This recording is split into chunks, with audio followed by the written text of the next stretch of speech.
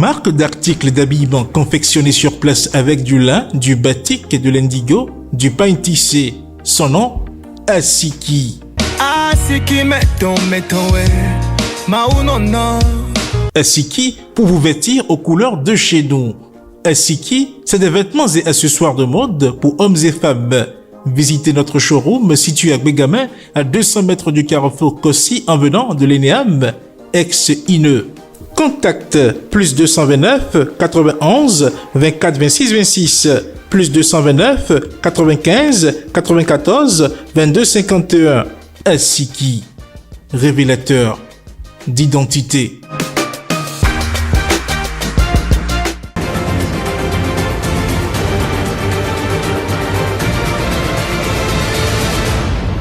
Guéry TV Monde, le leader des Web TV au Bénin. Mesdames, Messieurs, bonsoir, c'est avec plaisir que nous démarrons cette nouvelle session d'information sur Guéry TV Monde. Voici les titres. L'Observatoire de la déontologie et de l'éthique dans les médias a rendu ce jour 2 décisions de condamnation à l'encontre de 2 directeurs de publication. Les contenus sont à découvrir dans ce journal. Un projet de sensibilisation sur l'hygiène, l'assainissement et la prévention des risques d'inondation, la GIZ et la mairie de Porto-Novo unissent leurs forces pour l'assainissement des ménages. Et dans l'interactualité, plus de 80 civils de la zone nord-ouest du Nigeria ont perdu la vie dans un bombardement de l'armée ce dimanche. Les détails dans cette édition. C'était là les titres, le développement, le voici.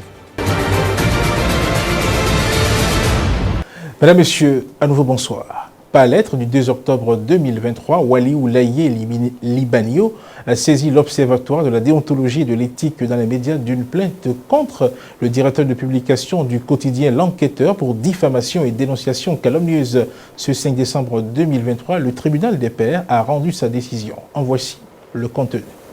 Dans sa parution numéro 527 du lundi 11 septembre 2023, le journal L'Enquêteur titre à la une Libanio Waliou, un opposant infiltré dans les bottes de Talon.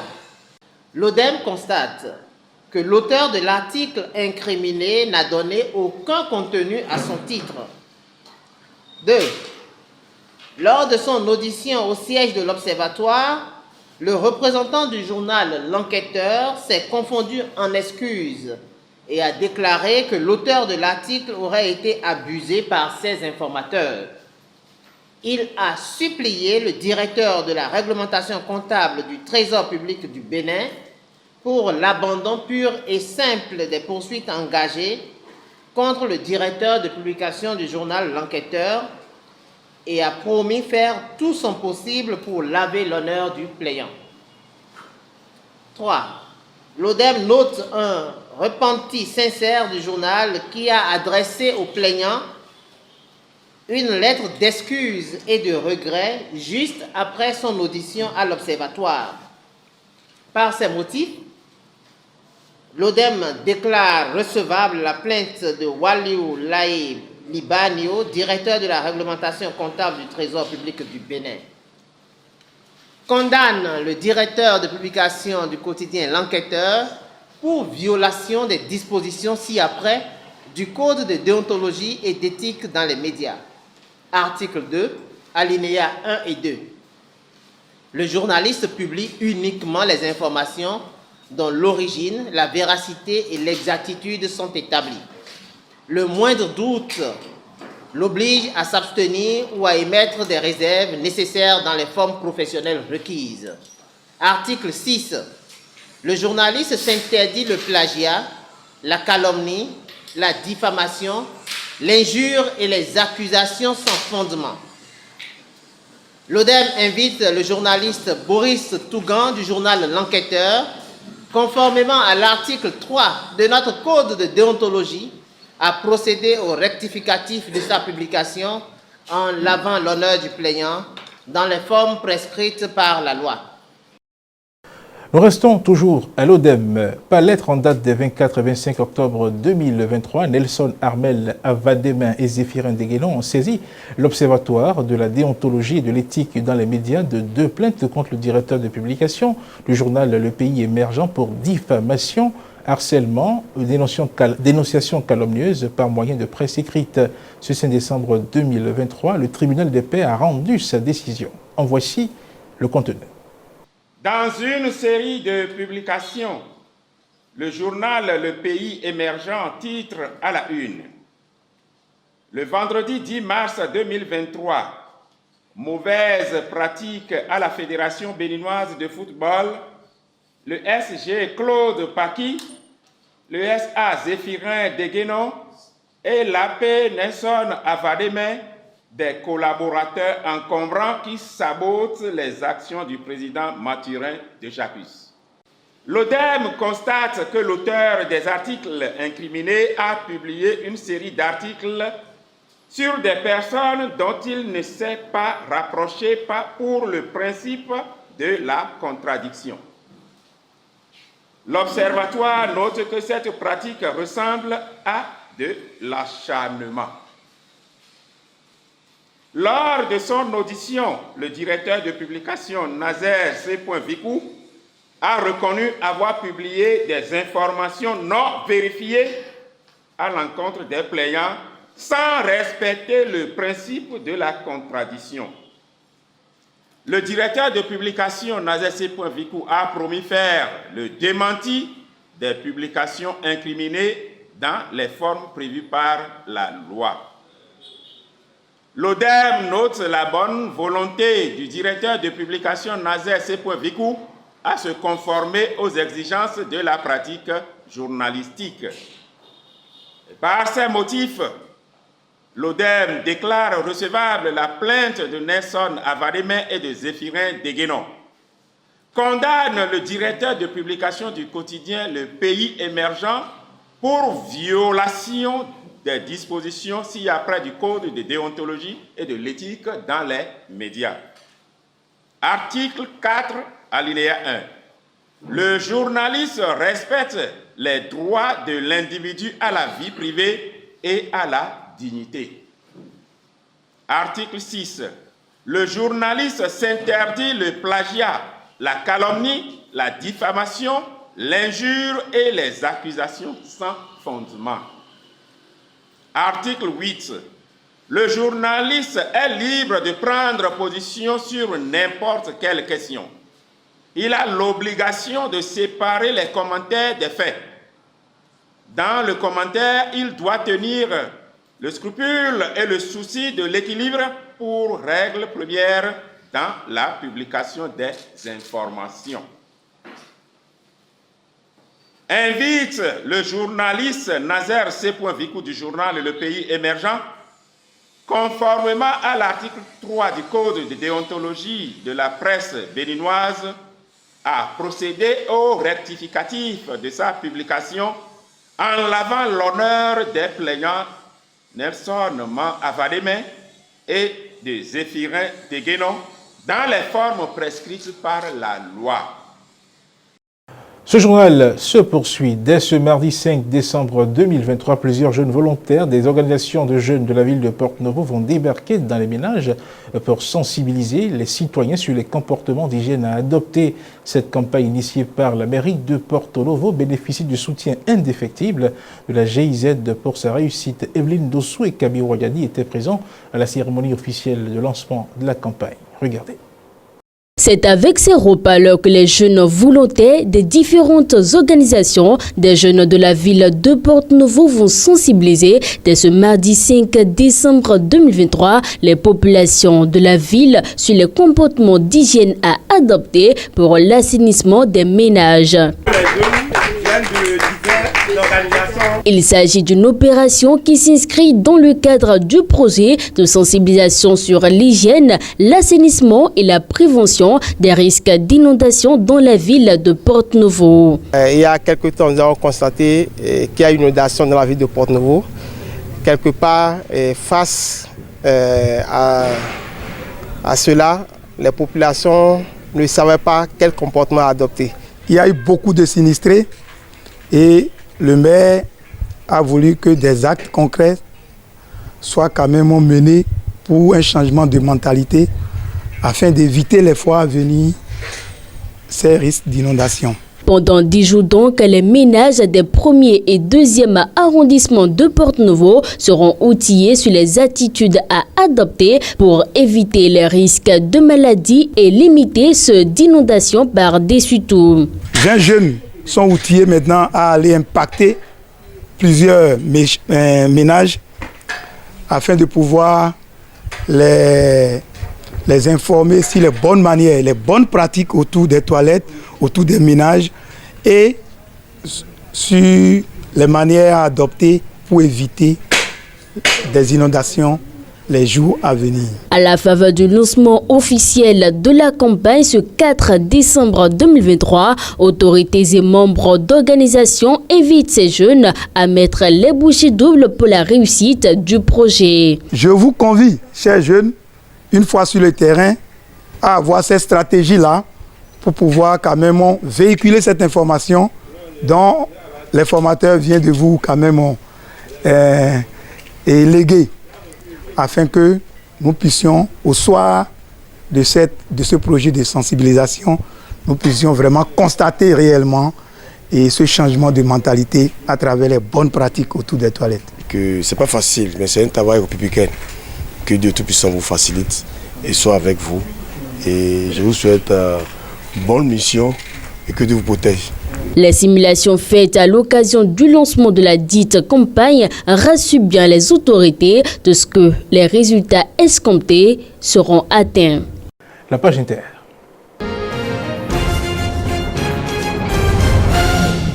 « 85 civils de la zone nord-ouest du Nigeria sont morts dans un bombardement par erreur de l'armée ce dimanche, selon le verdict du corps armé.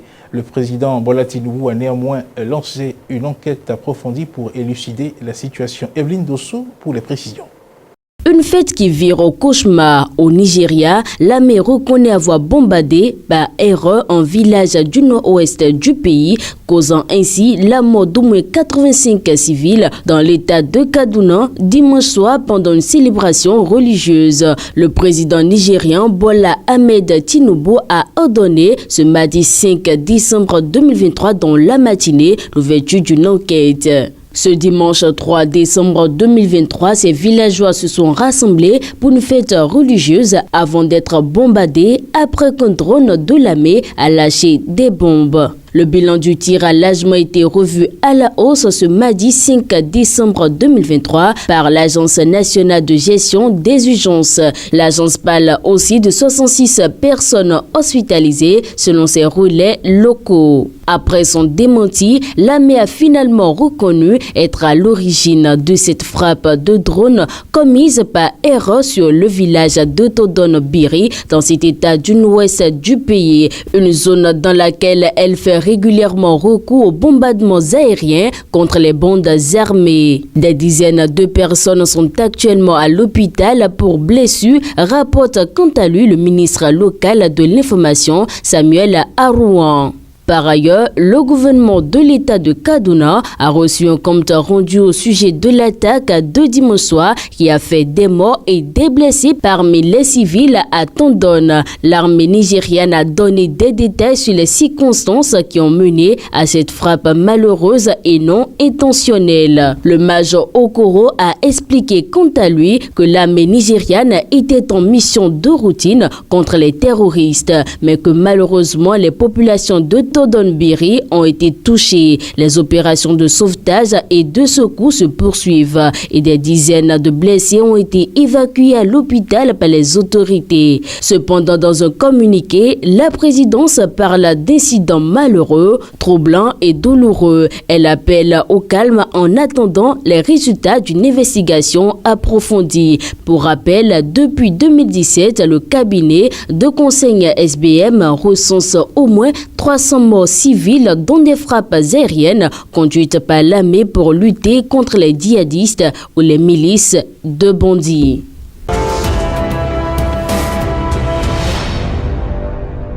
Après 5 jours de délibération en Mauritanie, c'est devant une salle comble que le tribunal a condamné ce lundi 4 décembre 2023 l'ancien président Mohamed Ould Abdel Aziz à 5 ans de prison ferme. Sur la dizaine de chefs d'inculpation, seulement 2 ont été retenus, à savoir l'enrichissement illicite et le blanchiment d'argent. La Cour a également demandé la confiscation des biens acquis par l'ancien chef de l'État et a prononcé la déchéance de ses droits civiques. À la tête du pays pendant 10 ans, l'ancien président, jugé depuis janvier, était accusé, entre autres, d'avoir abusé de son pouvoir pour amasser une immense fortune. Des accusations et une peine que conteste fermement le collectif de défense de l'ancien président qui a toujours mis en avant l'article 93 qui énonce l'immunité présidentielle. Maître Taleb Kia, qui compte faire appel, dénonce entre autres une machination politique pour écarter l'ancien chef de l'État de la vie politique. Par contre, la Cour a entièrement blanchi 2 anciens premiers ministres et prononcé contre d'autres des peines dont la plus sévère est de 2 ans avec sursis et 6 mois fermes. Pour rappel, les avocats ont 15 jours pour faire appel. En cas de recours, c'est la Cour suprême qui sera chargée de trancher.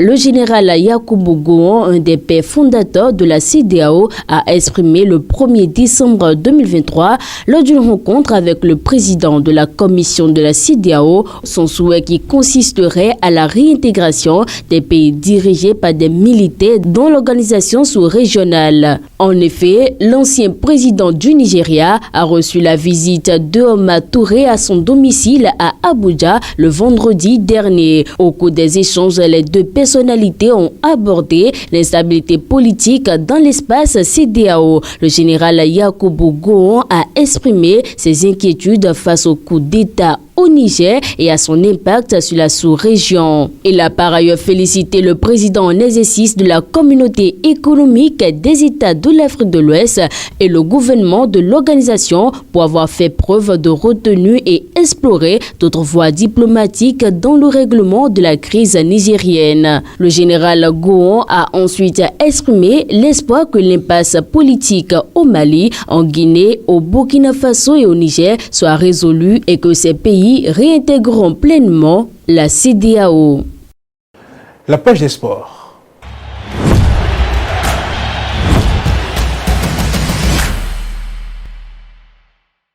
À 33 ans, le défenseur sénégalais Pierre Sagna a décidé de résilier son contrat avec Dijon Football Club Côte d'Or. Il s'est passé quelque chose lors de la préparation. À partir de là, il a perdu ma confiance et tant que je serai là, il ne jouera pas, a déclaré l'entraîneur du club Benoît Tavernotte au quotidien Le Bien Public et sans aller dans les détails. Le reste de l'actualité sportive, c'est à suivre avec Latifat Kawelo.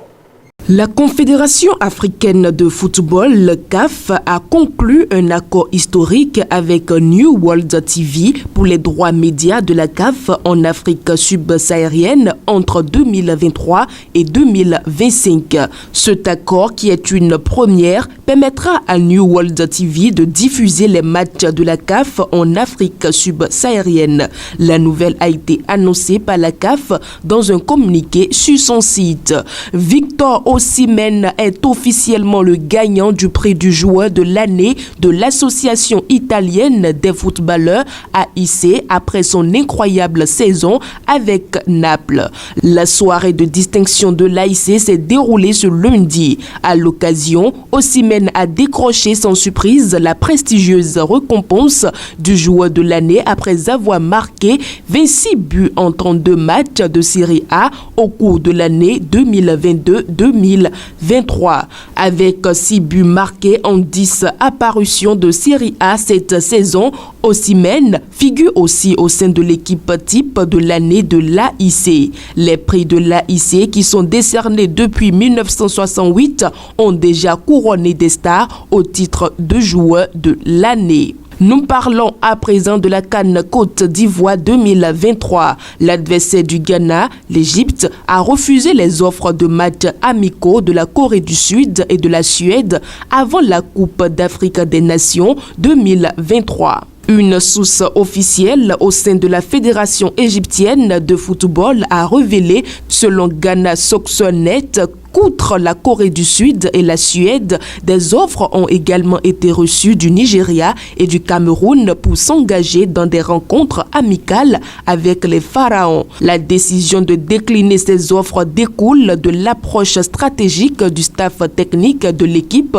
dirigée par l'entraîneur portugais Rui Victoria. L'équipe d'entraîneurs se méfie d'affronter des adversaires redoutables avant la CAN, exprimant ses inquiétudes quant aux blessures potentielles des joueurs. En conséquence, Victoria et ses adjoints cherchent activement à programmer des matchs contre des équipes classées en 3e ou 4e division sur le continent africain. L'Égypte, placée aux côtés du Ghana, du Cap-Vert et du Mozambique, planifie soigneusement ses préparatifs pour le tournoi en donnant la priorité à une préparation équilibrée et sans blessure à la compétition qui aura lieu au début de l'année 2024. Et bien voilà, c'est la fin de ce journal. Merci de l'avoir suivi et que surtout la chance accompagne vos efforts. Bonsoir chez vous.